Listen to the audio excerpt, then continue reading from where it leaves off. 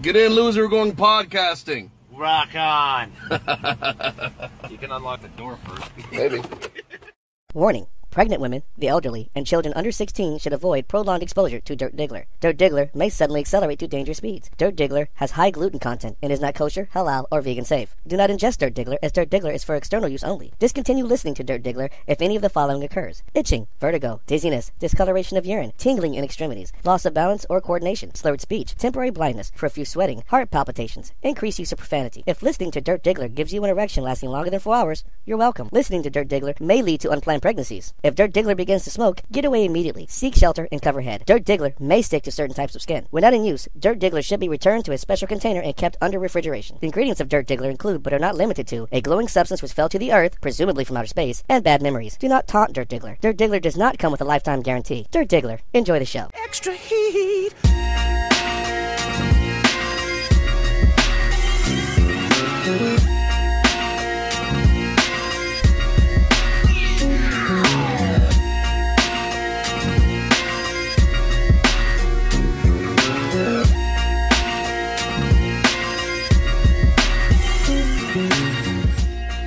All right, so hey, after a week off, we are back. I am Dirt Diggler, the dirtiest diggler to ever diggler for Dirt Diggler. I have across from me Kenny the dork. The dorkiest dork that could ever Shut up! Nice. And on the line, of course, I have the wonderful... It's Gianni, the Casey chick with the LA branches. Right, hey, welcome to Dirt Diggler's shitty sports show. Right, welcome, right? So we took a week off. We were like, all right, so... We're veterans. We're veterans. Kenny and I are vets, and we decided to celebrate ourselves in our veteran Did you split status. freebies? I didn't do the freebies. Did you buy yourself flowers? I did not. I bought myself beer because that's really how you say thank you to a vet. So, Gotcha. Okay. Brisket sandwiches, bloomin' onions. What did I do? if I go Red out, Robin burgers. See, I can't go out solo because I got all these people that I helped make with some other person, and they want to go with me. And then it goes from being a free meal to an expensive meal because they want to eat too. So instead, I exploited mine. You were able to exploit it. I couldn't. Yeah. Because I know the trap when I see it. So so we just hung out. We did some cooking. And just took it easy, and I mean that's really all I could do was just take it easy because things are getting pretty kinetic, and interesting at work. So I see. So that's how I enjoyed my off week. How about yourself? I know you went and ate at some restaurants. You were giving me tips and pointers of where to go, but so what was your favorite restaurant that you got a free meal from? Well, let's see. The Mission Barbecue brisket sandwich was delicious, but Mission Barbecue's pretty good. They were out of the free cake that they and so it was no cake. Wow. I was a little bummed about that, but like the problem is the best part of it was though is the one we were at when Glen Burnie was right next to an Outback, so it's like, dude, we can get bloomin' onions to half with it. Oh my god, this works out. It works out. And then we went to Brewster's for free ice cream. Nice, Gianni. What did you do on your weekend off? I worked. I wrote. I read, and I'm getting prepared for some pretty big things. So. I'm studying and just getting ready. So it sounds like you were able to do some good cerebral work out there. Get some good creative work done. It's awesome that one of us is productive. Yeah. Well, somebody's got to hold down the fort. I got you, and we appreciate that it's you. Yes. All right. And to be fair, I'm not a vet, so I know. You know what? Honestly, though, you provide a perspective that Kitty and I do not because. Being a vet kind of fucks you up a little bit. So, just skosh. Slightly, a tick to the right. A little bit. I mean, like how? I don't even understand why. Like, what's the big deal? It's someone at work got hit by a car, and I found it hilarious. We were asking questions like, did his shoe fly off? Like, we were... Did his brains come out of his nose or his ear? Like we knew he was okay, right? Okay. But it's like, the shit you find hilarious is totally inappropriate. Yes. In the real world when you're a vet. Like, I got judged so fucking hard for laughing because every time I brought it up, I just died. I was just dying. Yeah. And they're like, what are you talking about? How can you be so insensitive? And I'm like, well, he's not dead, so this shit is funny. He didn't die. He's got all his limbs, his eyesight, he's good. Like, he's not paralyzed. He fucking... So it's like a heightened version of like when someone falls and then they get up and they're okay, then it's funny? It's like a heightened version of that? It's kind of like that. It's perspective. It's perspective. Okay. You know what I'm saying? Without going too deep into it, it's just like, what struggle if you've never missed a meal? That type of deal. You know what I'm saying? Yeah. Word. All right, cool. So, hey, let's get into the schedule, everyone. Let's get into the schedule. So, we're going to talk about current NBA action for the Lakers, Sixers, and Celtics. We're going to kick off the seeding for the best beard, right? We're going to go over the seeding, give you guys a minute to go over that. And we may or may not put up this week the actual votes. I probably will put it up. I should put it up. I'm going to put it up. I'm going to put up the votes this week so you guys can look at the matchups and vote for your best sports beard. We are counting WWE athletes, UFC. Like these guys are athletes. Well, I mean, there's some in there they're too good to miss. They really are. They really are. And these are beards past and or present, living and or deceased. So, hey, look, it's No Shave November, like we said a couple weeks ago. We're going to skip. We're not going to do mullets right now. We're going to do beards. It's going to be great. It's going to be awesome. We're going to talk about Jerry Jones. His name's actual Gerald. His name's Gerald. Oh, my God, really? His name's literally Gerald Jones. That's hilarious. So Gerald Jones versus Roger Goodell and their pissing match. Hell in a Cell. Yeah. Hell in a Cell. Kate, Rage in a Cage, Penis in Uranus, whatever you're going to buy it. Nice. Is it a pay-per-view? Maybe it'll be on the network for $9.99. Nice. Nice. The Ezekiel Elliott suspension and what finally happened with that. We're going to do a mid-year recap and what teams are thankful for, because it's Thanksgiving's coming right around the corner. Yeah. And we should allow these teams to reflect on things that they are thankful for this NFL season. Really important. And we're going to go over our Week 11 uneducated predictions, our shitty beer of the week, and the hot take of the week as usual. So, without further ado, let's get into the schedule and kick it off with Gianni's Lakers. I got a bullet point here that says something about trading Julius Randle. What the fuck is a Julius Randle? A Julius Randle is a kid that they drafted a couple of years ago who hasn't really given them what they wanted. And now they've got Lonzo Ball, and they're trying to fit this kid in with the system, and it just doesn't really look like he's fitting in.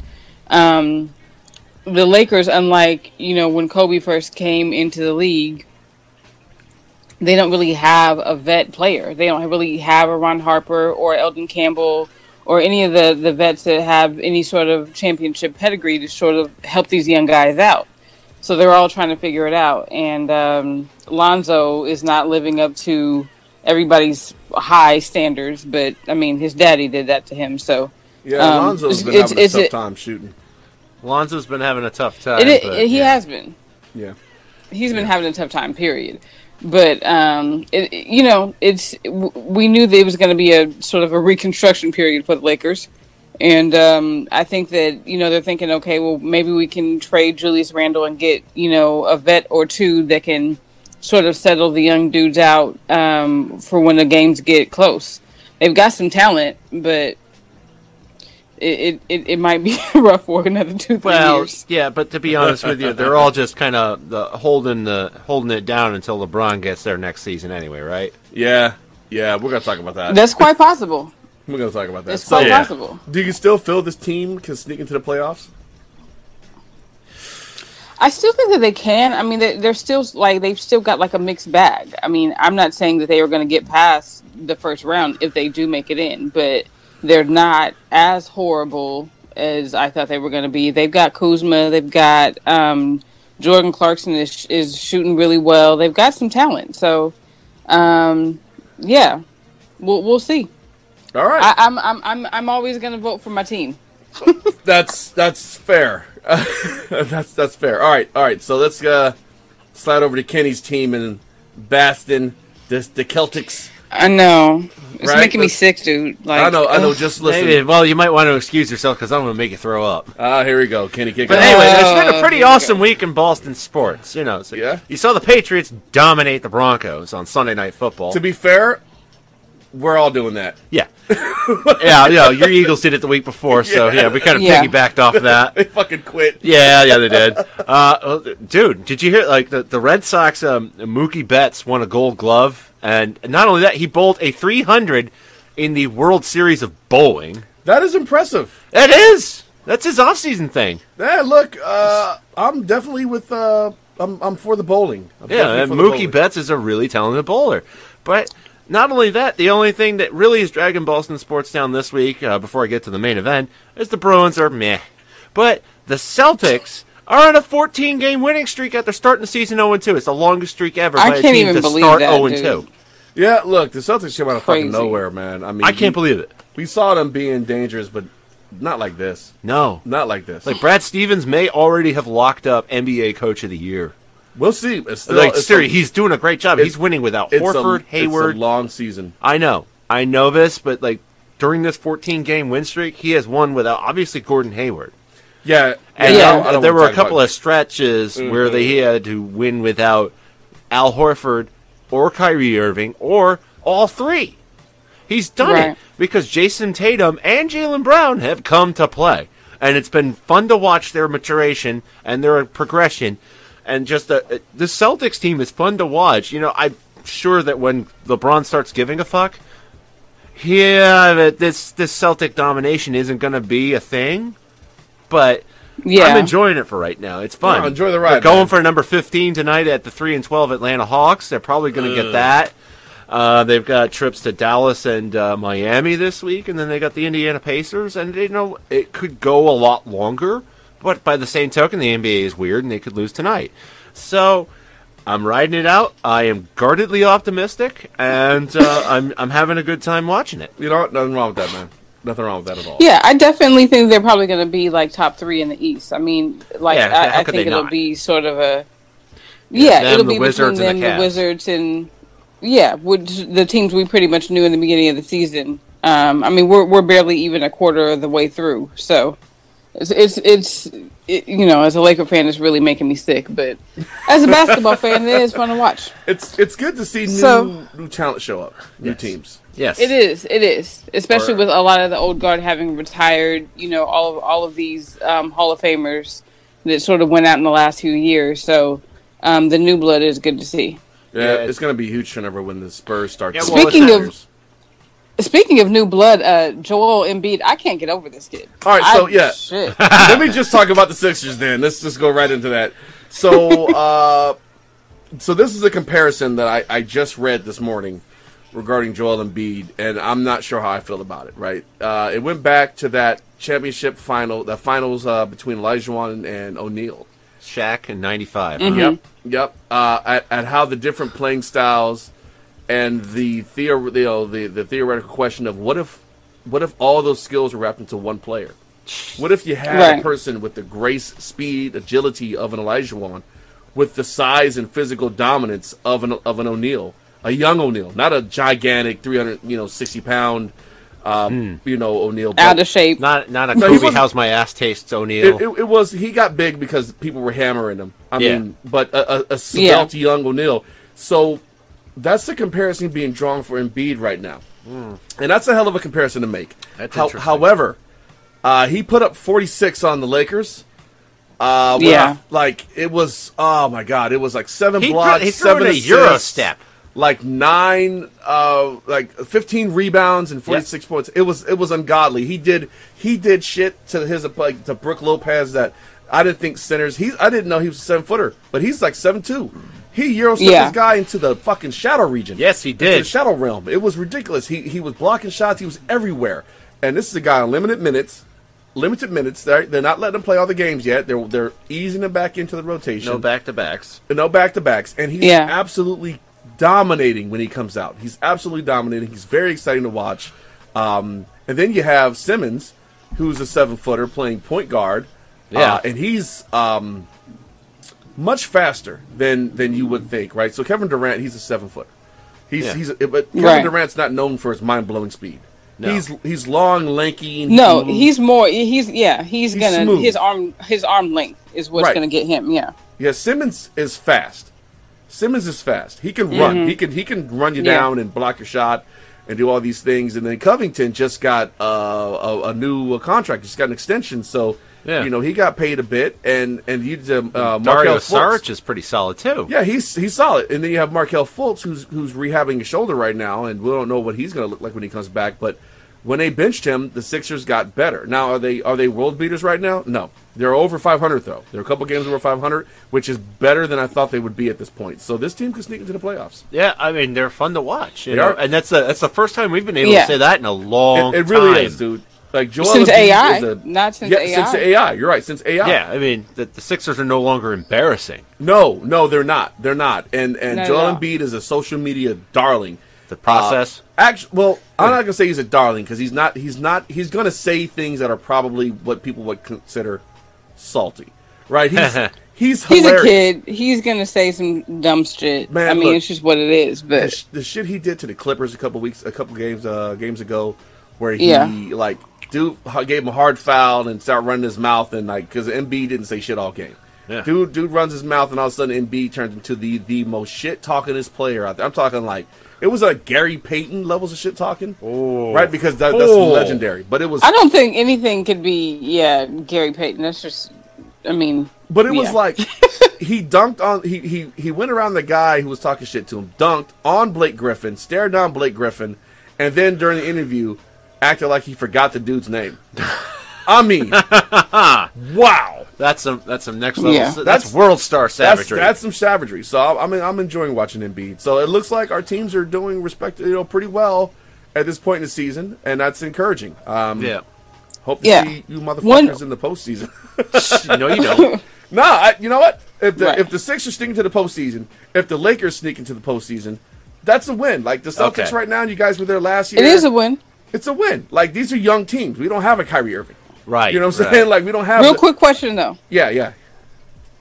What are you thinking? Because there was this whole argument a few years ago about the center position being dead. I think Joel Embiid and Anthony Davis and a couple of those guys are blowing it up now.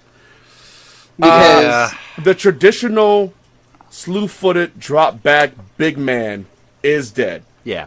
The 6'10" to 7-foot guy who can really move and has good footwork and good dribbling skills, more of the Olajuwon archetype. Yeah. Those guys are going to find a home. You're not going to see the Ewings so much. You're going to see more of the Olajuwon types because they need to be able to space the floor now, and they need guys that can shoot from the perimeter. And these big men can shoot from the perimeter now. Yes. They're not doing catch the ball, drop back, and a turnaround jumper. They're doing everything. Yeah. So. Yeah. I'm not Euro stepping now. Yeah, I'm not going to say it's dead, but it's definitely changed from what we were accustomed to. It's a different game. Totally different game. Well, yeah, because it's more of a guard. It's more of a guards league now. It's not as much of a. Yeah, it is. But let's say you have it, Joel Embiid or Anthony Davis down the key. Your guard's not going there because that guy's fast enough to get over and to send that shot right into the stands. So I mean, you just need basically better athletes are playing the position. Yes. Right, better athletes are playing a position, and that's going to be what the next generation of great big men are. They're going to be just superb athletes who can move and do all the things. Yeah, I think Dirk was probably one of the first ones with his ability to shoot. Yeah, Rasheed Wallace. Who could shoot. Rasheed Wallace. Rasheed. I enjoyed having him in Boston for however long we had him. Rasheed was awesome. Yeah, it wasn't long. Sheed's great. It was 2 years. Yeah, Rasheed. But so I don't think it's dead, Gianni. Then. Yeah, well, there was obviously the long and lanky, Kareem's. Like Kareem didn't have an outside shot, but his wingspan was enough to really block whatever needed to be blocked, and then the sky hook, so he could get up over everybody. But I think a Kareem type player right now would lose those matchups against the Anthony Davises because getting that inbound pass, Anthony Davis is fast enough to get around that and knock that ball out. He's also jumps high enough, and his arms are long enough to get up there and make that sky hook. I think you'd just be intimidated with that unibrow. Have you seen? He was gonna get it trimmed, it's and then serious. It became a thing, and well, fuck it, I'll just enjoy this. Look, I'm all for it. Like Rasheed Wallace with that weird patch that he had in his head, all these. Yeah, I'm cool with all these things, man. Look, it worked for him. It worked for him. His unibrow is. Ben Wallace's hair worked for him. Yeah. Oh man. Yeah. That hair though. Dr. J, his hair worked for him because he won the Fro tournament. Yes, it did. And speaking of tournaments, oh shit. We're on to the best beer tournament. So let's go over the seating real quick. Right. Brett Kiesel, right? NFL. He played for the Steelers. His beard is that of a Viking god at this point. Yeah, he's a Norse god. Fucking Norse god. James Harden, if you don't know who he is, okay. You should know his beard before you almost know his play, really. His play has been spectacular. He hung up like almost 50. He put up 56. 56, Jesus Christ. Ryan Fitzpatrick. Harvard man. He's a Harvard man. Harvard, yes. Middling quarterback of Harvard pedigree. 7 teams in the NFL he's played full. Yes, quite the journeyman. Yes, quite. But he can grow an epic beard. He actually plays better with his beard. And my daughter does. She's like, he cut his beard. Yeah, he's gonna lose, and then he promptly fell apart. Yeah, he did. D1 was on it. D1 was on it. What is it with beards? What is that? All right, so according to Duffel Blog, there was a study done by DoD that say that beards increase your combat effectiveness. So DoD was encouraging all Duffel Blog. Fake news. DoD was encouraging Lord have mercy. all ground forces to grow their beards, to include women, to improve their capacity out in the field. So that's what it is. We're going for equality here, and that means in beards, chest hair, whatever needs to be done. The old taco meat. Oh, come on. Damn it. The old taco meat. No. All right. The number 4 seed for the beards, Justin Turner.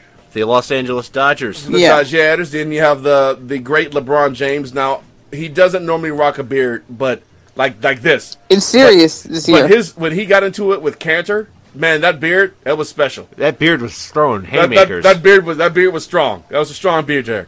And then we have at number 6, Jason Worth. Jason Worth of the Washington Nationals with one of the lovely beards of baseball. It's got a good beard. And then at number 7, you have the late Kimbo Slice. He had a great beard. It was so nice and lined. It was so sweet. Yeah, former Street Fighter turned MMA guy. Did a couple movies. But yeah, he's there. Below that, you have Eagles center Jason Kelsey. Not Travis. This is Travis's brother. Older brother. Yeah. He's the other Kelsey. Right? So, but you had to correct me on that one during this. Right, he does grow a mean beard though. Is he not, Kelsey light? He's he's a different type of Kelsey. It's like comparing grape juice to Sprite. Like they're just two different things. They're just two different things. I mean, I guess. Okay, because Travis Kelsey's an outstanding tight end, right? He's a all pro right now, and his brother is an all pro center. Yeah, he's shorter, right? Jason is shorter. He's of course wider because he plays center. Right. But he does grow. He doesn't try to be pretty. Does he do sack race dances to celebrate touchdowns? If he scores a touchdown, somebody fucked up. That's what I'm going to tell you right now. Jason Kelsey scores a touchdown. So he shouldn't be planning celebration dances. No. But they do let him spike the ball every once in a while, and it's very anticlimactic. So moving on to number 9, Julian Edelman. Oh, what an epic playoff beard he had a great playoff beard. And it allowed him to make the most important catch in Super Bowl 51, which, if you hadn't noticed, was a game in which the Atlanta Falcons blew a 28-3 lead. Remind me every day. Yeah, you're welcome. Yeah. At number 10, we have Mr. T. Now you're like, but Mr. T's an actor. He's also a WWE Hall of Famer. He actually started off at the Tough Man competition. He won it, and that's where he got the T from. The T stands for tough. Mr. Tough. He was an amateur boxer basically, and that's where he got to start. That's where Clubber Lang comes from. He actually also boxed at WrestleMania. Yeah, the 80s were wild. So he's an all-around athlete. The 80s. He boxed Roddy Piper at WrestleMania, and it was a shit show. So at number 11, we have Prince Fielder, who we probably won't see play anymore, but his beard was something of a work of art. And when he jumped on home plate, he made an explosion so loud that his teammates fell down. Oh, my God. His home run celebrations were great. At number 12, we have Jake Arrieta. Of the Chicago Cubs. Of the Cubbies. And 13, we have Mike Napoli. Napoli. Formerly of the Cleveland Indians, now a free agent headed to Texas. A lot of baseball beards. But when he grew one in 2013, they're serious, man. When he grew one when he was playing for the Red Sox in 2013, his was it was like a bird's nest. Nice. Yeah, every member of the Red Sox grew beards, and when they had their championship parade, the duck boats had beards on them too. I like that. I was there, and it was great. It was awesome. I shaved my beard after the playoffs, and you chastised me for it. Yeah, dude, don't shave. I had an epic beard that year. You saw it. You should have just maintained that, man. Well, I mean... Think of how effective you would have been in combat if you maintained that. I mean, I just wasn't planning on going back to combat at that point in my life. Combat is continuous, don't you know? It's constant battle, life is, yes. Yeah, right. All right, so at 14, we have Braun Strowman. Yeah. WWE superstar and overall terrorizer of everything. At 15, Alexi Lalas. Former soccer great, U.S. World Cup. And at 16, Conor McGregor. He's one of the first names we thought up, and then we're like, but compared to these other guys, his beard game is pretty fucking weak. Yeah. But he's got a beard, is noteworthy at times. Yes. He's a noteworthy character for the most part, so he's on there. So you can put the matchups together on your own. We're going to have this stuff out to vote tonight when I post this thing up. All right. But yeah, so those are your contestants for the best beard. Now, if we missed anyone, right, say there's some lady, tennis player, WNBA, lady hockey, and she's got an impressive beard. Let me know. We are inclusive. We are very inclusive here on Dirk Diggler's Shitty Sports Show. Because it's a shitty sports show. Like, if she's got a beard worth mentioning in this group of people, I want to see it. Yes. I'm curious. I'm with it. I'm with it too. I'm totally with it. Some of the roller derby ladies might have some beards. You know what? Give me the names. Let's look at the old tapes of Glow and see if they got it. Whoa, there was one. No, never mind. Yeah. So, listen, let's segue to something a little more serious. I can't even believe this shit. This is ridiculous. We shall speak of this years from now in hushed tones in sports bars. The Jones versus Goodell cockfight. Hushed tones. Hushed tones. The cockfight. Please. Because we don't want their people to come after us. You know they got people. Oh, whatever. Their people are going to come after us now. This is dumb. This is dumber than all hell. Fucking Johnny, I know you're not watching the games, but have you seen this bullshit that's going on between Jerry Jones Gerald Jones and Roger Goodell? When angry rich white men get have beefs. I mean, it's exactly what it is. I just can't even really. It really speaks to where we are in our country right now. Well, to be honest, as a fan, who do I root for in this? I hate both these men so much. The Giant Meteor. Yeah. Giant Meteor 2017. Back on it. You know what? I thought that this could be a good reality show, but I'm I don't really want to even watch this. I don't either. It's not a good time. Yeah. So Jerry Jones has gone on to tell that Robert Kraft was a pussy. Fuck him. He said something rather racially insensitive at someone else's wedding. That was in 2013. Yeah, a while back. Which we know he was a 71-year-old kid. He was a 71-year-old kid. He's learned. He's grown since then. Yeah, and sure. He'll never get caught on camera saying it again. Exactly. He'll never get caught on camera. I said that on purpose. Saying yes. But yeah, it's a goddamn mess. Basically, Gerald is pissy because Ezekiel Elliott got a hand of that suspension. Now, this is the same asshat who was all for the Patriots getting fucking ass raped for Spygate. And Deflategate. And he was totally on board with Tom Brady eating that suspension with Deflategate. Now, there was an ulterior motive to that. Well, here's because you know who the Patriots played in Week 4, right? Well, no, see, that's bullshit. Because what happens is now your guy is going up under the same circumstances and you're pitching a fucking fit. Exactly. So he's having a little temper tantrum. It's like one of those things where he thought the rules honestly didn't apply to him, and now they do, and he's not reacting well to it. So exactly, he's been sent letters by other owners telling him to stop being a bitch and all kinds of other things. Yeah. And honestly, it's I would say it's embarrassing if these folks had any sense of shame. Yeah, exactly. Their money coats for shame. It does. And I'm sure that he probably thought that he had paid Goodell enough for this not to happen. I think he probably was like, I gave you enough money. I gave you the timeshare. Damn it. It should have been enough. You. Well, I mean, I think if it's the hypocrisy. If you were pro Deflategate, you cannot, take this stance when your boy eats a dubious suspension. Yeah. I mean, really. Which would have been over, by the way, if he hadn't fought it for as long as he did.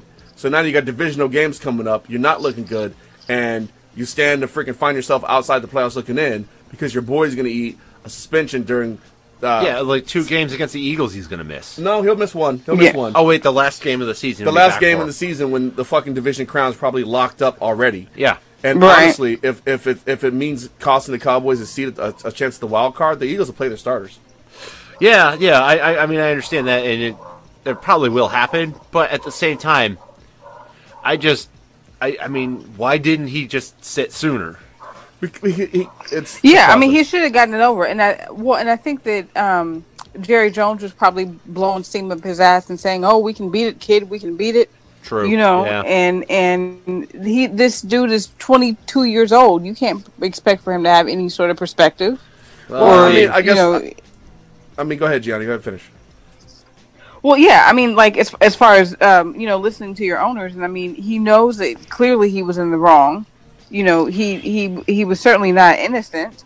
And it's like if you have your owner blowing steam up your ass and saying, I paid enough to get you off of this, then what are you going to do? He signs your checks. Well, I mean, I get it. I guess the good part about all this is that Zeke finally accepted the suspension, right? So he was going to eat 4 games regardless because it was going to be that long before he got back in front of a judge, which left only 2 games left. So his lawyer released a statement saying, "Hey, we're going to roll with a suspension. This is not an admission of guilt. This is just us saying, fuck it, we're done fighting this, and we're going to eat the suspension." So for once. It ended early, so it didn't drag on for a year plus like it did with Deflategate.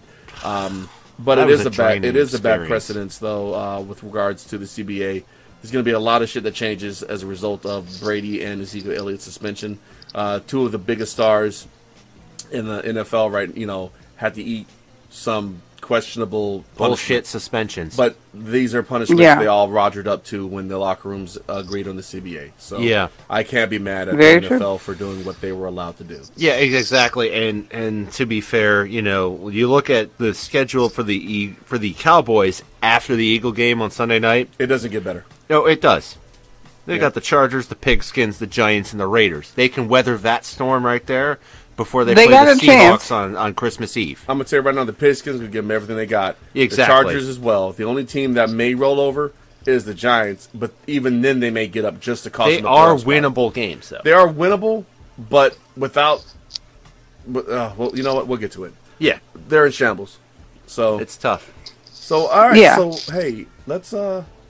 the mid-year recap / Team Thanksgiving. Time for thankfulness. Right, so we're going to go over, we're not going to do like last week's action. We're going to go over where we are now. Like, where's everybody at now? We're going in reverse power ranking order. So from bottom to top. Yeah. Right? Let's get that shit out of the way first. The Bleacher Reports. Quite literally the shit. Power rankings. Quite literally. So we start with the Dookie Browns, who are the only winless team in the NFL they deserve it. And they deserve every bit. And they are certainly thankful that there's only 7 games left in the season. But one point on the Browns, it's like, I'm tired of supporting them. I really want them to do well. I think, I feel sorry for them. Not anymore.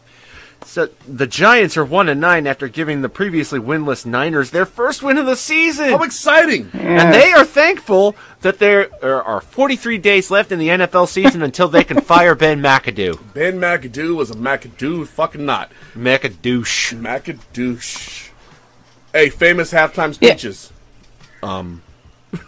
Yeah. What you got, Gianni? You had something to input on that. Yeah, I mean, it's like, but they're just blaming it all on Ben McAdoo. I mean, the dumpster fire is bigger than him, but it's injuries too. No, because they sucked before everybody got hurt. McAdoo has been going 80% right before the games. It's walkthrough day, and they're running 80%. Yeah, he's throwing his players under the bus. He's a bad head coach. He is. He's got no. He's like Chip Kelly, but without the innovation.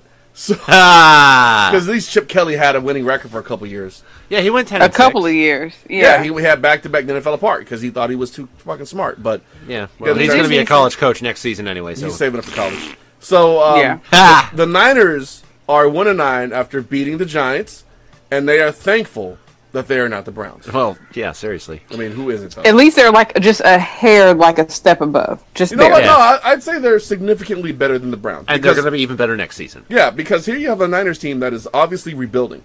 Like they are making the right moves, right? They got themselves, Garoppolo, and they've got some talent they're bringing in. They have draft picks that they were able to fleece from other people.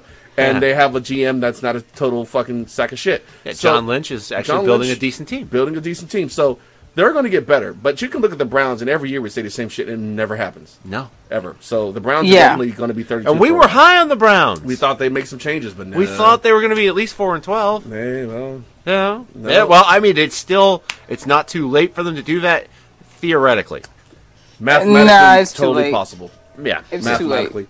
Yeah, but it's realistically mathematically possible. But the Bucks are 3-6, and they're thankful that Jameis Winston didn't grab all their crotches as well. So yeah, in Scottsdale, apparently he grabbed a handful of an Uber driver's crotch, and she was not appreciative of this.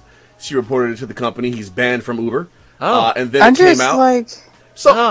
For those who've listened to the show, especially those who have been like longtime listeners, longtime being since last year, I have never once said Jameis Winston was a good dude. I've never once said that he was mature. I've said he was a decent football player and that he was a giant piece of shit as a human being. This holds true.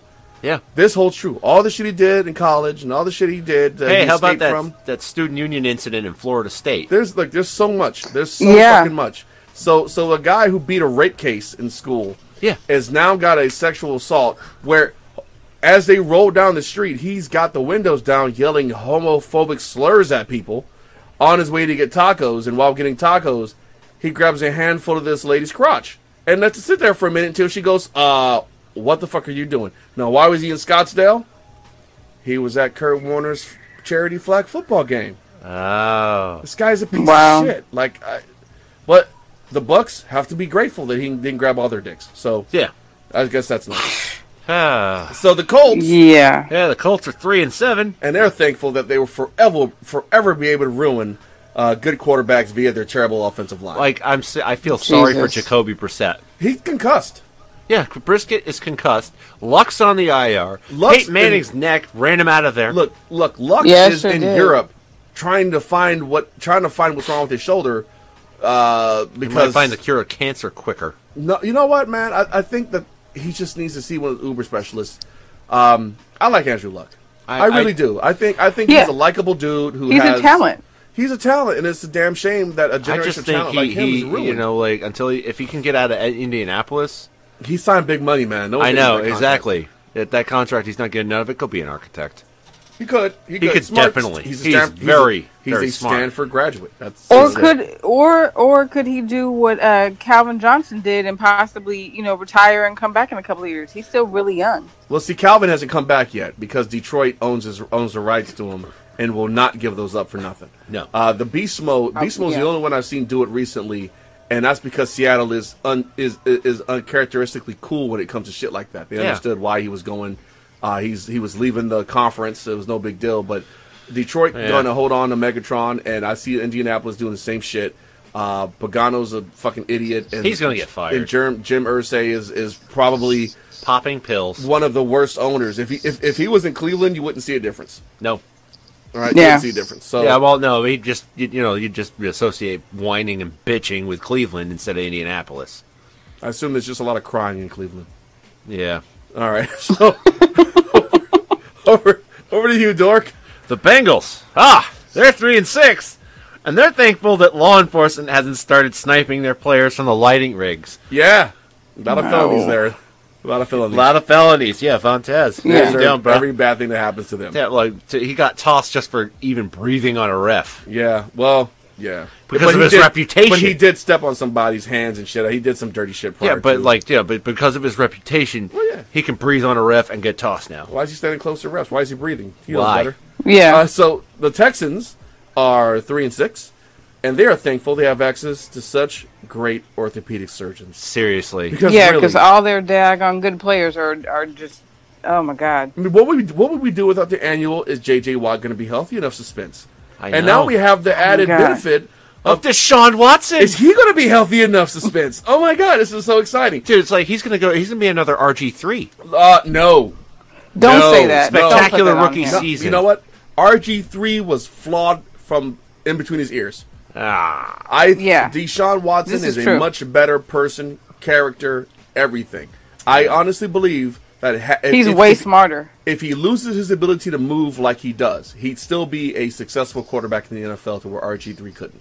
Okay. RG3 was too much about RG3. Too much. And so that's he was a selfish prick. Like, fuck, what did I tell you? He was. He's a selfish prick, and he was an entitled little piece of shit. You know, we do this whole his daddy was a soldier thing. Yeah, his dad raised a piece of shit. I mean, fucking shit happens, dude. Like, just because you were in uniform don't mean you're perfect. You can make mistakes. We saw that. Right, yeah, we saw that shit. So it's not unheard of. But yeah, so I wouldn't compare the two. I'd say that Deshaun Watson is in a much better position to be successful long term, even if his legs don't survive, you know, and he gets injured. Yeah, so bring on the next one. Yeah, because I'm over here grinning like an idiot. You're grinning like a fucking idiot, man. Go for it. Yeah, because the Broncos are 3-6, and I love it. And they're thankful. Are you happy about that, Kenny? No, never. You know why? He looks pretty excited. Well, I mean, because they prevented us from a three-peat. Yeah, but they're thankful that they could snag a talent like Bork Assweiler on the cheap. Yeah. Because, you know, like, nothing makes defenses quit on you faster than Bork. Oh, man. Dude, seriously, Derek Wolfe and Von Miller are ready to start mutiny. I watched Lane Johnson throw Von Miller into the spin cycle with one arm, and it was beautiful. Adrian Waddle handled Von Miller last Sunday. Yeah. Adrian. I don't think Von Miller gives a shit. So the Cardinals are 4-5, and are thankful that AARP supports their roster. So they are old. Man, look. They are. Between old man Palmer, who just died, old man Adrian Peterson, who shows up every once in a while, and people go, "Is AP back?" No, the fuck he's not. He played a shitty run defense. Old man Larry Fitzgerald, which I believe he has a Lazarus chamber. He catches passes with a walker. But he gets open with a walker. I know. It doesn't make sense. Yeah. Well, I think it's his hair. I think he can just throw hair on people's face. Dreadlock power. The dreadlock power. That's what it is. Chisel Adonis. Yeah. Look, shout out to Chisel Adonis for bringing up the whole term of dreadlock power. This dude is on Facebook. He does little skits and shit where he calls games and calls highlights. Shit is hilarious. Then there's Bob Menery, who sounds like Kenny Albert, who also calls games, and it's fucking hilarious because if you didn't know better, you think he was an actual broadcaster. Yeah, seriously. Oh, he just fucking died. And you're like, here's Nick Folk attempting to kick my sister. Oh, he missed it. No fucking way. He's probably gonna miss because he's fucking terrible. And there it is. Of course. Fucking course. Since we're giving people shouts out, shout out to RTO Beats for doing all my music. Yeah. All right, doing all of our music. Yeah. And then after we do this, there's a birth, and I want to announce the birth. After we get done with the Yay! segment here. All right, so I'm all about the yeah. So let's get back to it with Miami. Yeah, they're thankful for the fact that they have to endure only 1 year of smoking Jay Cutler. Only 1 year, and they're 4-5. They are 4-5. Surprising. I still don't see how that's happened. Yeah, especially with how little Jay Cutler gives a fuck. Dog, he shows up once every third game. I know. And then in his mind, he's still on the couch. In his mind, like his body is out on the field, but in his mind, it's still on the couch. Like there was that one game where he was a scratch against the Ravens, and I was just like, he looks so disinterested. It's like he's playing. It's like he never left. Right. All right. Speaking of the Ravens. All right. So the Ratbirds are 4-5, and they're thankful that Joe Flacco has finally accepted his lack of eliteness. It only took a concussion. He took. Well, he almost died, dude. Kiko Alonso tried to kill his ass. That was not okay. Yeah, not okay it was the world's not okay as shit there, but that's some. Well. Oh man. Yeah. So 2 weeks I get to see his non-eliteness in person. So unelite, yes. So non-elite. So the Packers are 5-4, and they're thankful that at some point Aaron Rodgers will return. It might be this season if they make the postseason. Yeah, but it's probably going to be next year because Brett Hundley's awful. Yeah, and he's also hurt. So. Yeah. If only there was some available fringe quarterback you could bring in. Oh, that again, huh? You know what? Every time. Every fucking time. Like, if only there was some competent guy who'd been to the Super Bowl before who's really good you could bring in. Only a guy. There's not a guy out there like that. Somebody that could actually run and throw, and he's been on the cover of GQ recently. Yeah. I mean, there's that too with a dope ass afro. I might add. He could have won. He could have won the big game. He was a contender. He could have won the. If we'd have had that picture, he'd have won the big game. I know. He'd have won. Yeah. That was just such a majestic afro. It was luscious. Luscious. All right, go ahead and hit it, Kenny. The Bears, they're 4-5, and they're thankful that John Fox is probably out as head coach next year. Gotta be nice. Gotta be thankful for that. No, because did you see the game Sunday where he challenged? No, I did. And if you think about it, though. and the booth should have told him to challenge that. Because, I mean, the booth is who tells you challenge that. And he threw the flag, and turns out, instead of it being down at the 1 or being a touchdown like you hoped it was fumbled out of the end zone, therefore it's a exactly. You kind of have to have the patience to do that. Yeah. So, the Chargers are 3. Remember, this is power ranking order. Yeah. The Chargers are 3-6, and they're thankful that the Rams are doing so well so they can be shitty in anonymity. Because their fans ain't showing up to games at the StubHub Center. Yeah. Even though it's so small. They're also the most not shit franchise in football. They ain't shit. They're the most ain't shit franchise there is. And old Dude, they had like one little poster on the bus stop of them, and it lasted like 2 days because nobody even wanted to look at it. Like, nobody gives a shit. Nobody fucking cares. Yeah, the local perspective here. Yep. All right, Kenny.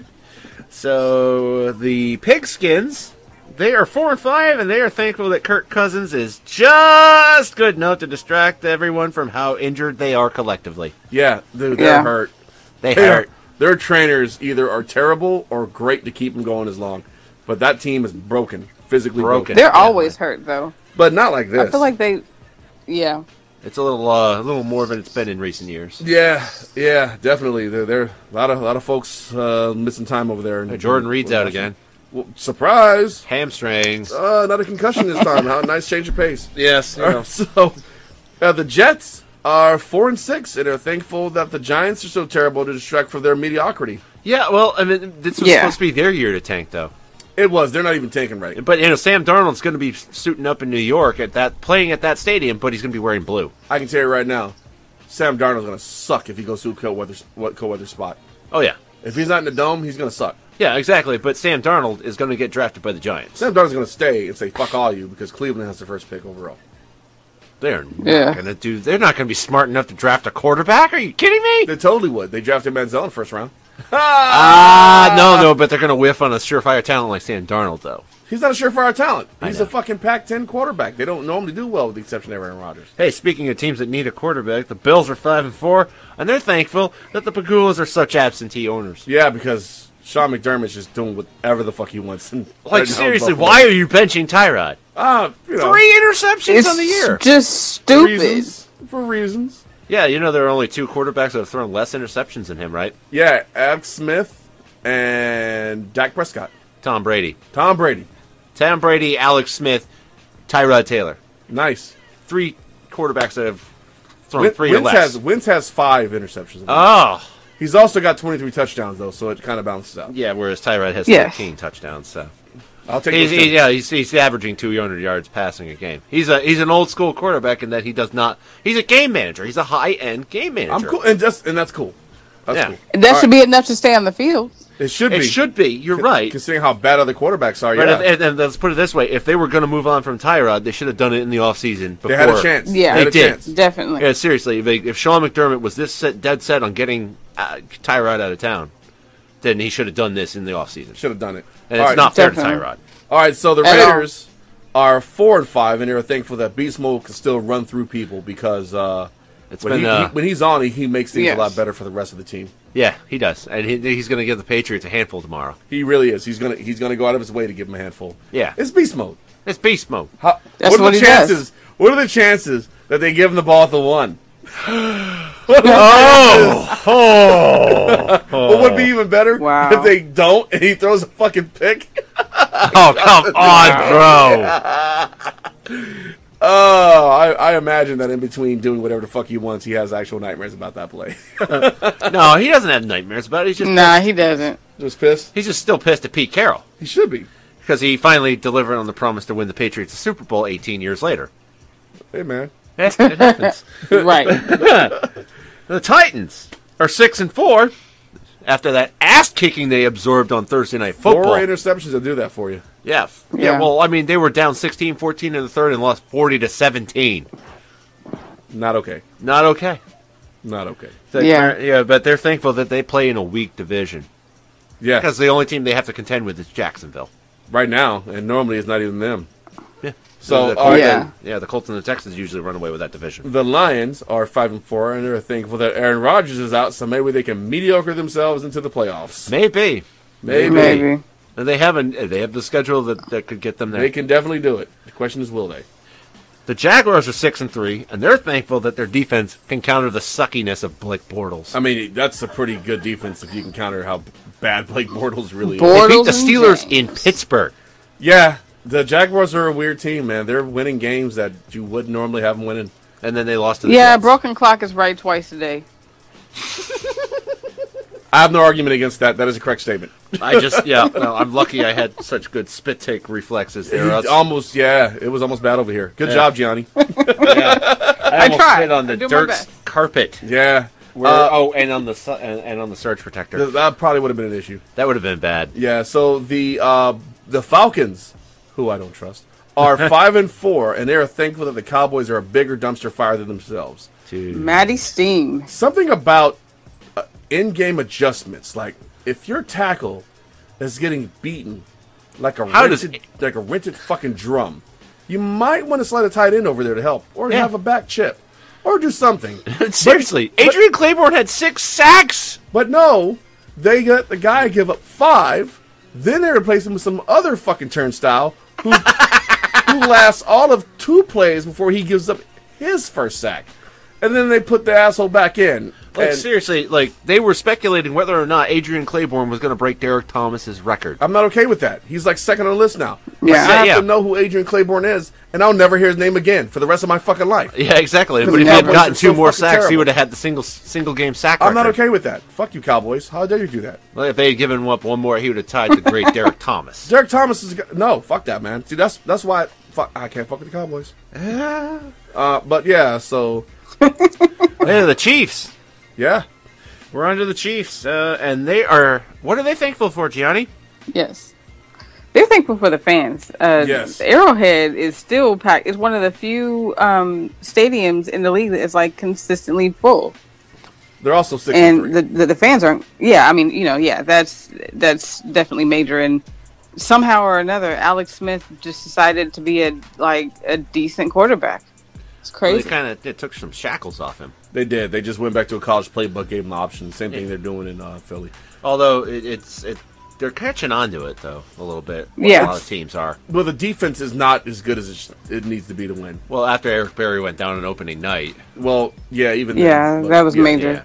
So the Panthers are 6-3, and they're thankful that Cam Newton's shoulder finally looks healed. So he's looking much better as a passer right now.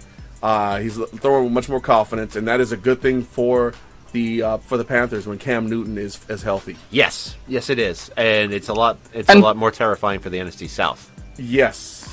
And unfortunately, though, his outfits have not gotten better though. No, but I've come to learn that's just who he is. Hey, he's a strong, independent woman who don't need no man. No man. So the Seahawks, they're 6-3. And you know what? They're thankful that Russell Wilson is tougher than a $3 steak. He really is. He really is. Because if it weren't for him, they're going down because they just lost Earl Thomas, Cam Chancellor, and lost their Richard defense. Sherman. Their entire defensive back end is done. Yeah. It's out. So it's literally the boom is a sparkler. It's not a firecracker no more. It's a sparkler. It's not a Legion anymore. No, it's like that guy who may cover pretty good. Yeah, exactly. It's like Joe Hayden on the Cleveland Browns. Ugh. All right, so the Cow Turds are 5-4, and they're thankful that Dak Prescott gives them a chance to win games because right now it's not looking good for them. So they got to be thankful that Dak gives them a chance. Yeah. As a high-end game manager. Yeah. As a game manager, he gives them a chance. The Rams. Wow. They're 7-2, and they are thankful that Wade Phillips is their defensive coordinator because he has really dialed it up for them. So we kind of called the Rams being good at the very beginning of the season. Yeah, we just not 7-2 good though. This good. Yeah, so we thought maybe 5-4 at this point. Yeah, definitely not 7-2. But congrats on being pretty fucking awesome. They're ahead of schedule. Yeah, they are definitely ahead of schedule. The Saints are also 7-2, and they're thankful that the rest of the team finally showed up around Breeze. Yeah. Which is interesting because Breeze is actually in a decline right now. Yeah, did you notice that they had 300 yards rushing last week?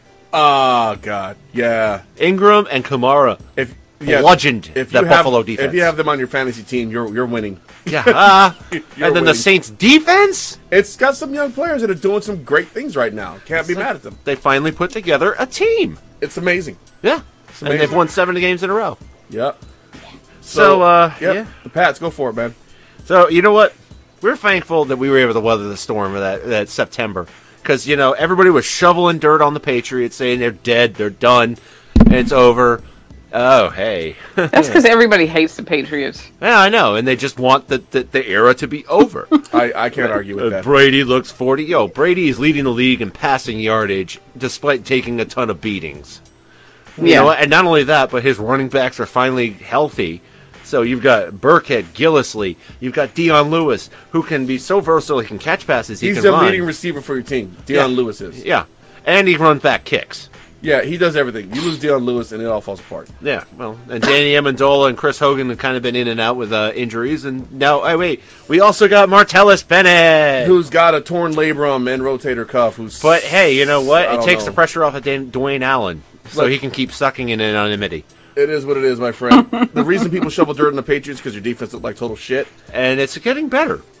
Yeah. It was communication issues, a lot of it. You guys had a couple games that you won that you probably shouldn't have. And I think that's what it was. It's not the normal dominance you see from the Patriots until this past Sunday, where it's a clean win. And you're like, all right, this game was never in question. Like you guys are coming down to the wire with dubious calls, things like that. Yeah, but like until this past Sunday night in Denver, which has always been a personal house of horrors for the Patriots. Yeah, Denver's the trash can of fire right now. Well, yeah, it just took the right circumstances, but they looked like it was a complete team win. And it looks like they've turned the corner. And if this is the team that we're going to see for the final 7 games of the regular season, y'all need to get scared.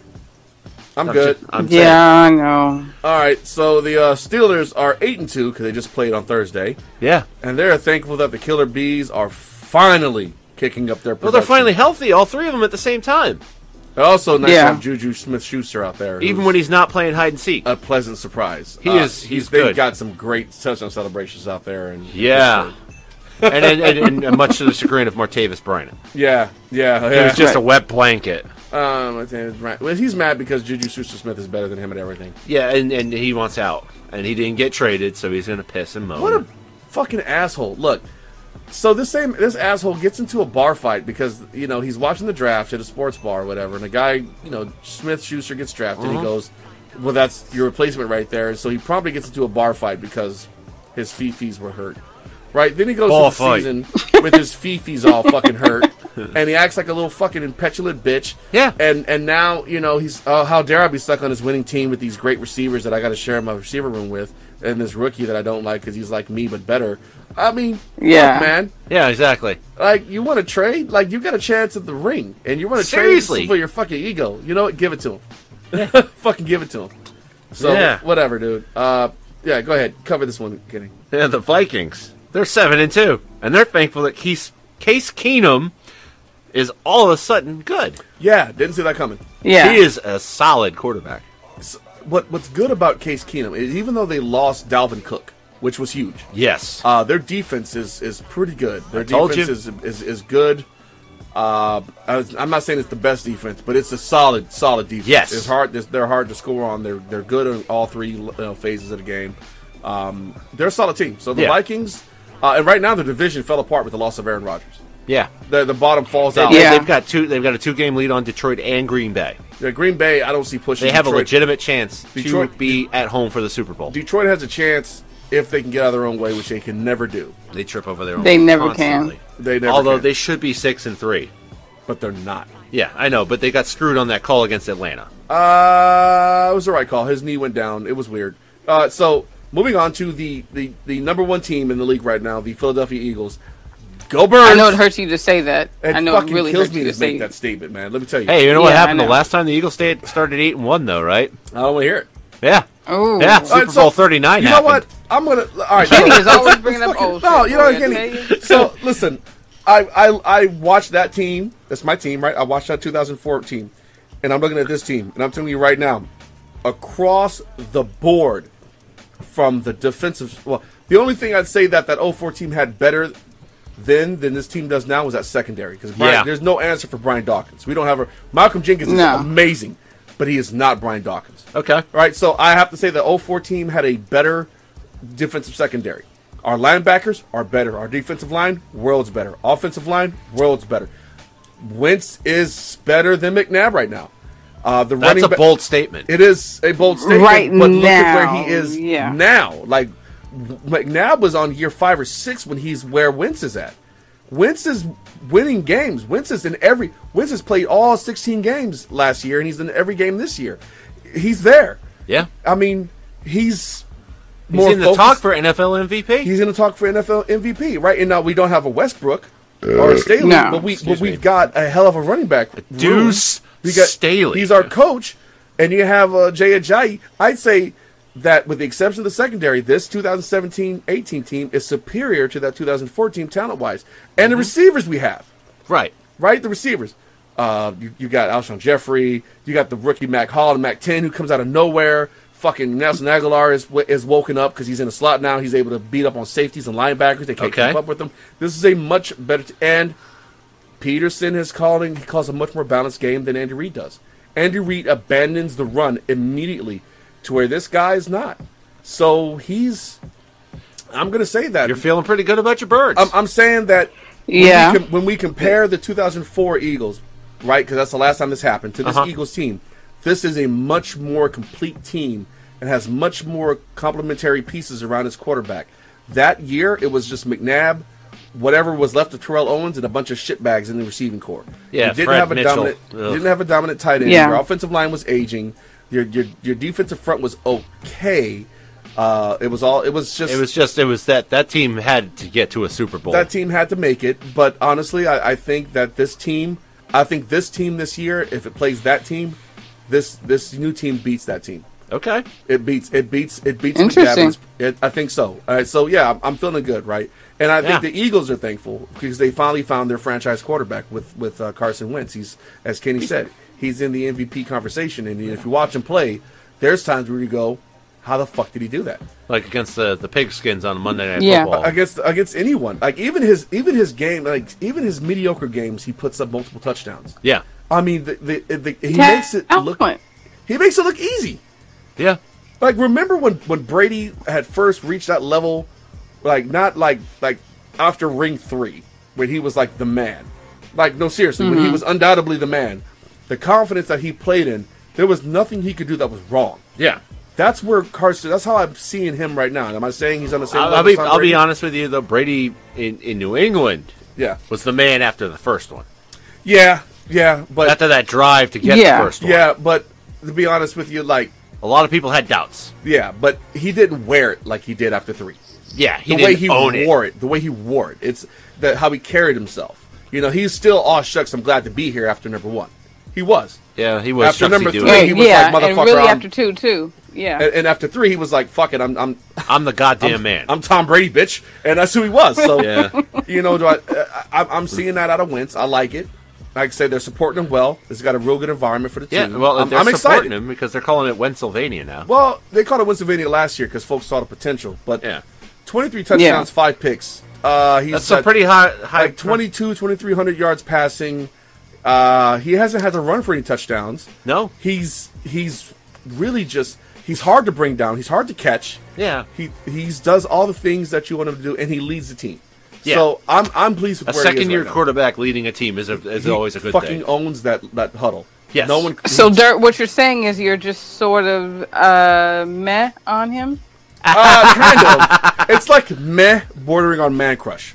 All right. It's like a bromance, kind of. It's not really a bromance because he doesn't love me back, but still. Gotcha. Oh, all right, fine. Yeah, so it's a man crush. It's like it's on the level of my man crush on Tom Brady. Kind of, sort of. It's like you love your quarterback. You love yours too. I look at Carson Wentz statistics the same way Joe Biden looked at Obama.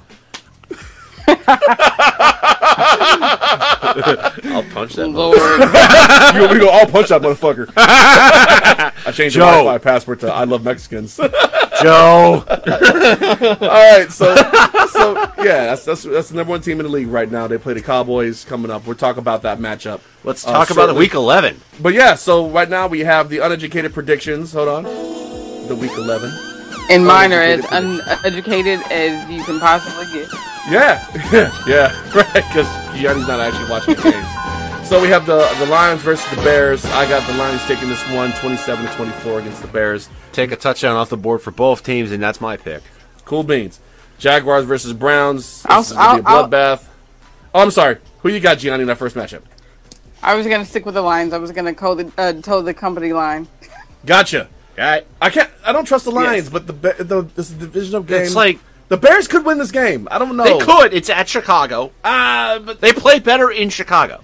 Most teams play better at home. Yeah, but you realize though, this late in the season, the Bears could be 500 if they win on Sunday. That's beyond expectations. There. Shocking. Well, Brandon probably had him winning that. Brandon Allen definitely had him pegged to win some games. But yeah, so next matchup, Jaguars versus Browns. I got the Jags, put them 35 against the Browns 6. Going to be some defensive touchdowns there. Yeah, I'm in agreement, but 30-10 because Fournette doesn't like playing out in the cold, so they won't score as much. He's also got a gimpy ankle right now. Yeah, he does. But this is the Browns. They deserve 0-9, and they deserve 0-10 too. They're going to get it. They're going to get 0-10. They're going to get to 0-16. They're not winning. We said that last year, and they managed to pull one out in Week 16. Oh, yeah, but and the Chargers are on their schedule again this year. Dude. So, all right, next one, Ravens versus Pack. I got the Packers taking this one 17-14. I got the Ravens winning this one 20-17. So Fair. we both agree that Green Bay's going to score 17. Yes. Gianni, where you at on this one? I'll go Ravens. Go Ratbirds then, huh? Go Ratbirds. Okay, so the Buccaneers versus Dolphins. Buccaneers still don't have Jameis Winston. Fitzpatrick. The Dolphins are still a thing, so I'm going to say the Bucs score 10, the Dolphins score 20, Dolphins win. Yeah, we got to wait 10 extra weeks to see this game played because of Hurricane Irma, and I'm not impressed. So, Smoking Jay's the quarterback of the Dolphins. That means the Bucs win 20-3. Wow. Gianni, where you at on this one? I'm going to go with the Bucs because, the whole Pauly Shore little whatever quarterback the Fins have. I like Pauly Shore, but I don't like Pauly Shore. Yeah. All right, anyway, fuck them. Rams versus Vikings. I like Pauly Shore, but I don't think he should play football. No. Rams versus Vikings. Rams versus Vikings. You got the Rams winning that one by 1 point, 28-27. I'm kind of in agreement with you there, but it's going to come down to a field goal. I got the Rams taking it 26-23. Awesome. All right. I'll go with the home team. Go with the home team, which is the Rams. Vikings. The Vikings. Oh. So she's not siding with us. No, that's cool. No, this is one of this game determines a lot for both these teams. It probably could determine who has a bye in the NFC playoffs. It definitely does. It can. All right, so moving on to the Pigskins versus the Saints. The Pigskins 10, the Saints 35. I just don't think the injuries that the Pigskins have suffered, the Saints are on fire. It's going to be ugly. Yeah, and we thought it was going to be ugly in Seattle, though. And they won. So maybe me saying that means they win. I'm rooting for the Pigskins on this one. I need the Saints to lose. I need the Rams and the Vikings all lose. Because it improves my chance at home field advantage. Okay. I got it. Okay. Right. Everything is about the Eagles. It's all about the Schmeagles. At this point, yes. Okay, fine. Yes. So I've got the Saints taking this one, though, 29-21.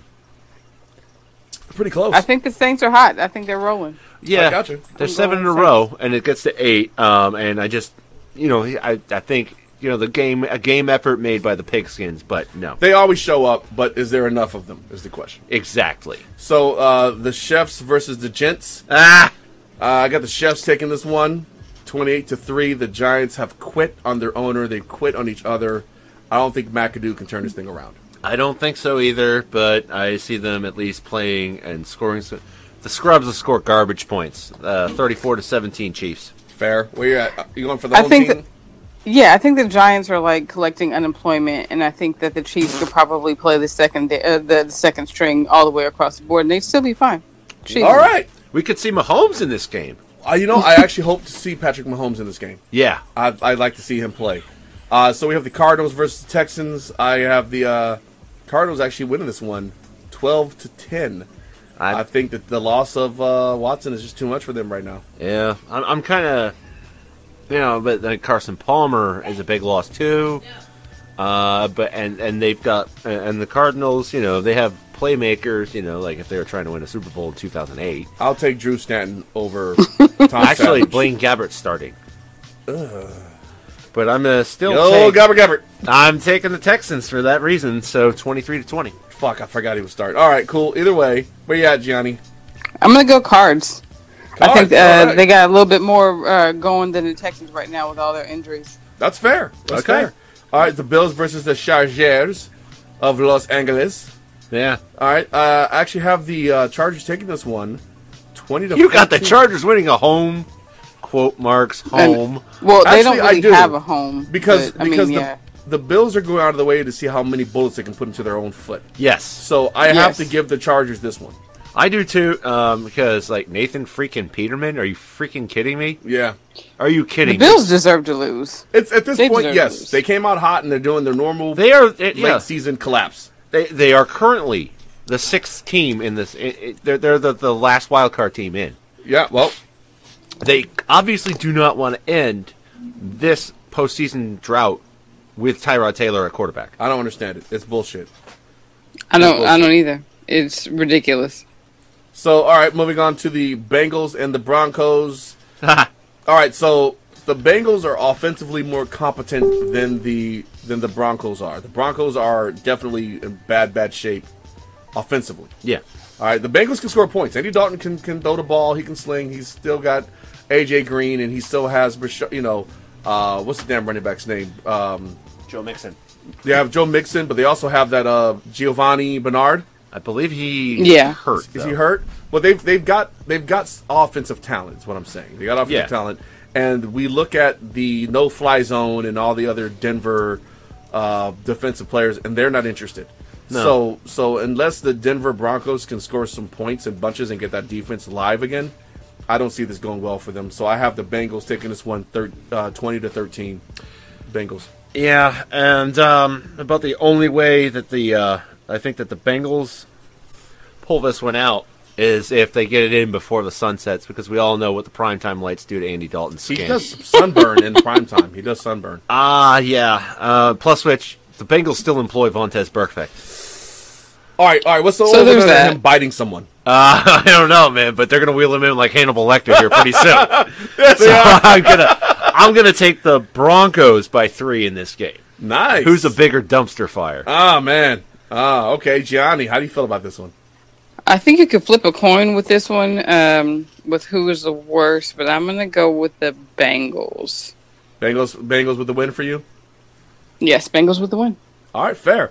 Raiders versus Pats. In Mexico City. Where the Raiders have not flown out until yesterday, whereas the Patriots remained in Denver to get used to the altitude and then flew to Mexico City. All right, so I have the Pats winning this one. It's not a blowout. It's going to be 27-33 from my perspective. I'm just uneducated guess because I can't talk. I bit my tongue actually on all that, man. It was weird. It was weird. Oh, Lord. Oh, silly. It's just the bear talking. You cheap date, you. It's a feature, not a bug. Stop trying to make fetch a thing. It's not going to happen. God damn it. All right, anyway, so I'm going to go with the Raiders losing 31-20 to the Patriots and perpetuating it was a fumble, because that's what we always hear in Raider Week. Tuck rule. Yeah, exactly. Goddamn Tuck rule. You wouldn't be a dynasty if it wasn't for the Tuck rule. Yeah, exactly. Yeah. Except for the 4 Super Bowls that came after it, you jerks. You done? Are you a little upset about that? It sounds like you've got some. I'm always bitter. So what's funny is Patriots fans are bitter in victory. I don't know how you pull that off. That's us being New Englanders. Maybe I was about to say it's a New England thing. Well, I mean, because the Red Sox, we're still bitter Red Sox fans too. How the fuck are you bitter? The chatter. Because we have the Yankees right next door. Go ahead, Gianni. What were you just saying? You would think that the chatter would help some things and be a little bit less bitter, but I guess not. Fuck it. I guess they're pro bitterness over there in the. We're sore winners. Sore winners, yeah, sore winners. How do you pull that off? We just do it. We do it with aplomb. It's honestly, it's a thing. Like, being bitter about winning is to New England what booing is to Philadelphia. And it's just snowballs what we do. At Santa. That was one fucking time, and it wasn't even the real Santa. All right, it wasn't even the real Santa.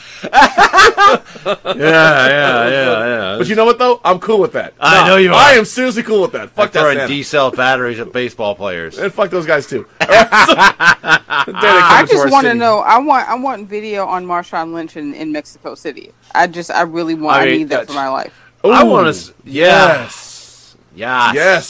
Gotta see it. I want to see him giving zero fucks in Mexico. I do. Yes. Zero fucks in Spanish. Yes, in Espanol.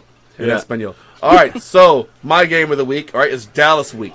So, this is a big game, right? So the NFC East has got some good rivalries in it, right? But from my perspective, like the Giants, it's probably the best. The Giants and the Pigskins, we don't like them, but we respect them. Yeah. Right? You want to beat them, but like the pure guttural animosity, hatred isn't there like it is for Dallas. Like it's a legitimate. Every team has that for them. Yes, but no. But see, but pretty Philly, much. But for Philly, it's since the '60s, it's been full on hate. Michael Irvin gets his neck broken, we cheer until we learn his neck's broken. But some of the most epic ass whoopings the Eagles have issued out have been to them. 44-6 in 2008. And then some of the worst heartbreaking losses we've endured as a franchise have come at their hands, especially during their heyday in the 90s. So there's some the pickle juice game. There's the bounty game, the first bounty game where Buddy Ryan actively put bounties on their quarterback, their kicker, their punter, and they knocked the punter out. So they knocked the punter out. Yeah. I mean, it's like that was 1992 when it looked like the Eagles were on the rise, but then the Cowboys swooped in and stole the Super Bowl. There's all kinds of shit. Stole everything, Right. So there's like hatred. There's hype videos for just Dallas week, and there's some good stuff. So it's like the Patriots getting up for Jet week. It is, except the Jets don't win. Well, no, they don't. Yeah. We own them. We own them. But this historically is right now the Cowboys own the edge historically going back. But it's a hype game, and for these young guys that are just now, like Jay Ajayi grew up in a split home, Eagles Cowboys. Really? Yeah, he's born in London, but he moved over. His mom was a Eagles fan, and his dad was a Cowboys fan.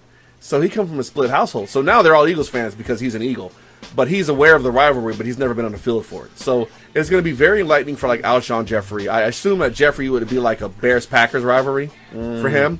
Yeah. But yeah, so it's a hype week, and I've got, because it's so hype, and because the Eagles are on fire right now, and because Dallas is reeling right now, I got the Eagles putting up a 50-burger, 52-17, and they're going to score a good 10 points in garbage time. Yeah, I mean, for me, being detached from said rivalry, I looked at this as the no, Shisa. Anyway, I looked at this as maybe like the Cowboys are kind of going to come out pissed off because all the shit's going down. Then I looked at they're missing Sean Lee. Still, they're missing Tyron Smith. Yep, big loss. Hey, wait, Zeke's suspended. Yeah, who's their answer at running back? Crickets. Yeah, who's their answer for Tyron Smith? Oh, Des Bryant's body's breaking down. Exactly. And their defense is I got to go with as much as it pains me because I love talking Super Bowl number 39 smack. I'm going with the Eagles here too, 38-20. That's fair. Gianni, how do you feel about this? This is in Jerry World, by the way. But in Jerry World. It honestly doesn't matter where this game is played. Right. It doesn't matter. It really doesn't, because Dallas is in shambles right now, and it's in shambles because of Jerry. So, just like the Browns deserve to lose, Dallas deserves to lose, even though I like a lot of their team. But their owner is an idiot, so what are you going to do? Yeah. It's going to be the Eagles. I like you even more for saying that. Thank you, Gianni. All right, so the Falcons versus Seahawks. Monday night matchup. I have the Falcons taking this one 20-17. The Legion of Boom is roughed up, but I never really trust the Falcons to do what they should do. Yeah. So I have them winning, but not by a lot. They should blow them out, but they're not gonna. They should, but they're not gonna. Yeah. Taylor Gabriel and Julio Jones should have big nights, especially when you consider Chancellor, Sherman. I think Earl Thomas is out too. The Legion of Boom is down to one. And he's not even one of the original guys. It's down to Jeremy Lane, isn't it? Yeah. He's not even one of the original guys. Exactly. And, Brandon Browner's gone. Yeah, that's right. He was one of the original ones. But anyway. They used to be a firecracker, now they're a sparkler. Yeah, exactly. Well done. Yeah, I mean, the only thing that keeps Seattle in the game, I think, is the fact that the 12th man will be there, the 12s. Yeah. The fans who became fans in 2012. Yeah, we still make fun of those guys. Falcons, so, I mean, they just got too much offensive firepower. I think they're going to take this one 31-27, though. All right, cool. So, hey, before we get into the Beer of the Week, I'm going to raise my bottle to the birth of young Miss Janae Anella King, born baby girl, daughter of Vern and Angie King, one of my brothers, one of my Marines, from Okinawa. Beautiful little girl.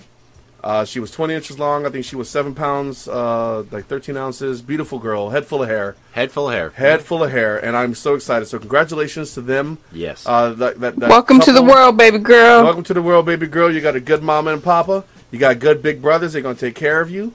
And congratulations to the King family of the newest edition. I hope, I'm here for you, and I'm sure she'll bring nothing but joy to your house.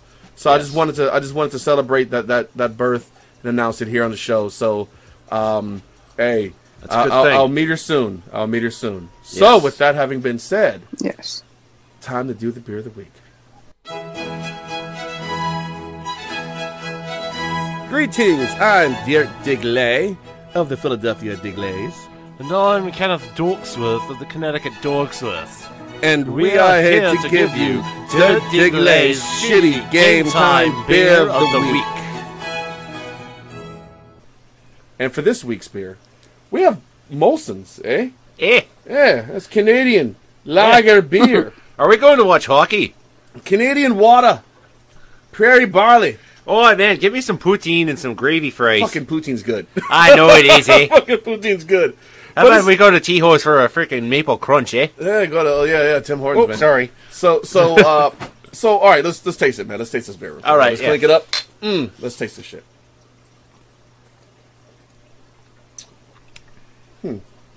Okay, so it's like Miller Lite, right? But it does CrossFit. Oh, right. So it's what exactly does that mean? It's that means it's a bit stronger, but it's obnoxious about it. Like it doesn't pull punches and telling you about it. Like, yeah, it definitely wants you to wear those little toe shoes, the Vibrams. Yeah, it definitely wants you to wear the Vibrams. It will let you know it does CrossFit. No, it's not a bad beer. This is a good beer. This is I believe this is a a good game time beer. How do you feel about this one? I feel the same in that it's a good, solid one for game time. It probably doesn't get the press it does because it's Canadian. Sorry. Well, Labatt's Blue. I remember that. Oh yeah, Labatt's Blue, eh? Yeah. Yep. Oh my God. So, yeah, not a bad beer. Not a bad beer. I recommend it. I do too. It's got the Dirt Diggler Shitty Sports Show stamp of game time approval. Go forward any sporting event to include synchronized swimming and or figure skating or curling. Curling, definitely. Nope. Keep it real. Curling. Do curling. Because what about gymnastics? Yes, you should definitely drink this while watching gymnastics. Oh man, you should drink anything while that way you can purge the memory of Larry Nassar from your brain. Seriously. Oh Lord. Yeah. Hot takes. Shit. Whoa. You know what it's time for. You guys know what it's time for. Yeah. It is. It is time. I'm looking at my Gucci. It's about that time. You gotta fire it up, buddy. It's fired up. Yes. Fire it up. It's the signal. I see it. Holy super shitty indefensible hot takes, Diggler. What are we gonna do now? Johnny, Dork, to the take mobile.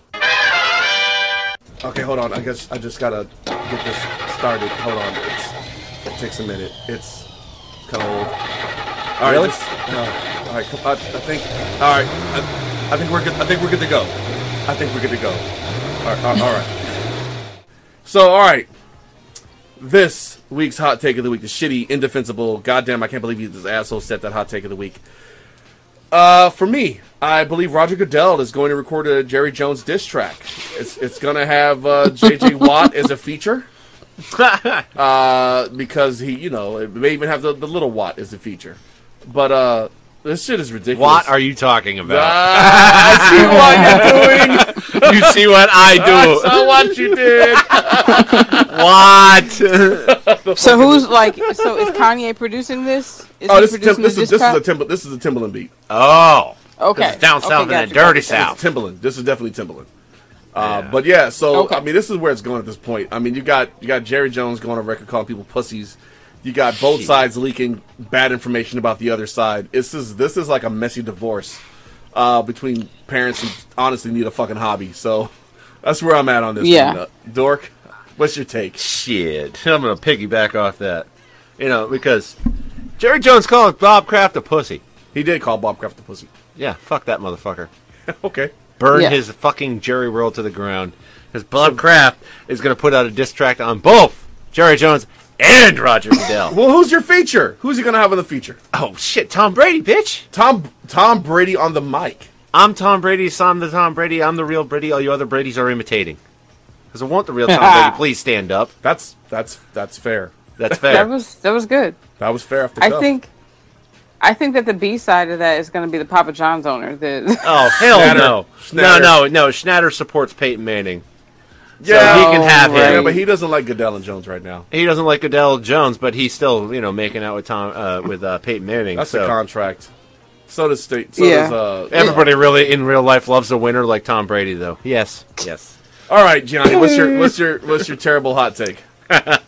So I think that since the Cavs are looking like they're struggling a little bit, I think that LeBron is gonna make a nice dinner for Kyrie, and I think he's going to ask him to come back because as much as I love Flash is not as flashy as he used to be, and there's really nobody on that team that is as good as Kyrie, and I'm thinking that he might be. A little sad that Kyrie is gone, especially since, the Celtics are doing so well. And they're chanting MVP at Kyrie. All right. I got and not at LeBron. Let me set the scene for you. All right. I gotta get some like Barry White music playing in the background for this one. All right. So after preparing a delicious pasta meal for Kyrie, LeBron reached across the table and grabs his hand, looks deep into his eyes. It's a knowing look. It's a knowing gaze. And Kyrie knows what LeBron's going to ask him to do. And so without a word spoken, they both stand up. And they begin walking to their agents to consummate the trade. But all of a sudden, Kevin Durant comes in and fucking trades himself first. No, see, I was just going to say, you throw that in there, and it's like, instead of being subtle about it, LeBron's going to, put on a song like Baby Come Back by Player. Baby Come Back. Baby Come Back! And he's just going to beg, you can blame it all on me! How about, who sings Please? James Brown, please! Yeah. Please!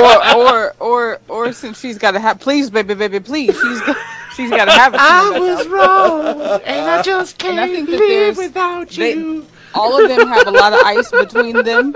All of them have quite a few rings between them. So it's just like whose ice is going to be bigger. It's going to be really serious. That's going to be, I believe this is pay-per-view worthy. It is. It's and like the decision, but with pasta. Hey, I got one more thing. We were rolling into Thanksgiving. What are you guys thankful for? Oh, me? Shit. You know what? I'm going to defer to Gianni on the line because I'm a gentleman. All right. And I don't know what to say, so go for it. I'm thankful for all the assholes being called out for the sexual assaults. Oh, I'm thankful that Dilly, friend of the crown. Yeah. I'm thankful that all of that is finally starting to come out. It's a long time coming. And you know what? I'm also thankful for, as we mentioned a little bit before, for Allie Raisman. That girl, God bless that girl for coming out and saying what she said. And, I hope that some things in sports and in the entertainment world start to change for women. Cool. Dilly. All right, it's on me, apparently, because that's what he's pointing at me. So what am I thankful for? Well... Shit, man. I honestly, I'm thankful for that I have the ability to host other folks for Thanksgiving. I'm thankful that I'm in a position to where I can open my house and bring some folks in and enjoy a good meal. Yeah. I'm thankful. Awesome. I'm thankful for you two for coming along and really, this is more than just a show. It's a hobby, but it's more than just that. For me, this is I really enjoy this, and I enjoy doing the show with you two. I enjoy the conversations while we write the script. I enjoy us brainstorming via chat. I enjoy all those things. They really, they definitely add a nice bright light to, the work week. The week of just being able to brainstorm with other creative people and create something that other people enjoy. I love it. So yeah, I'm thankful for y'all.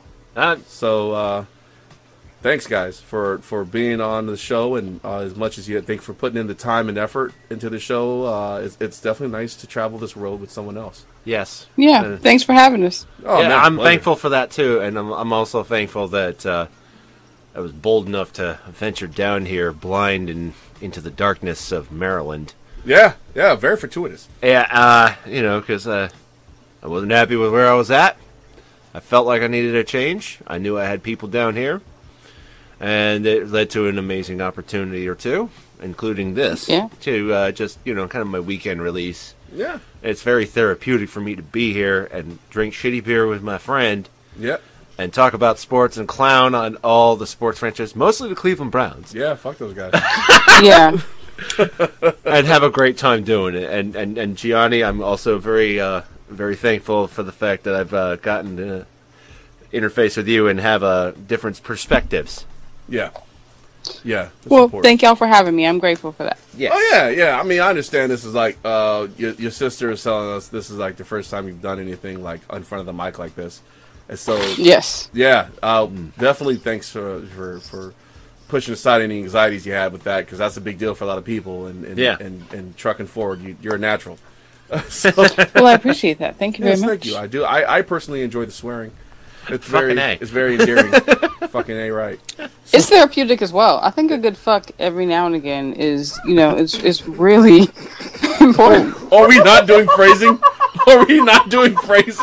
I agree. I know. Dozens of, hundreds of, millions of, billions of people agree with what you just said. It's therapeutic as fuck. There's nothing that sets you out like a good fuck. It's therapeutic as fuck. There you go.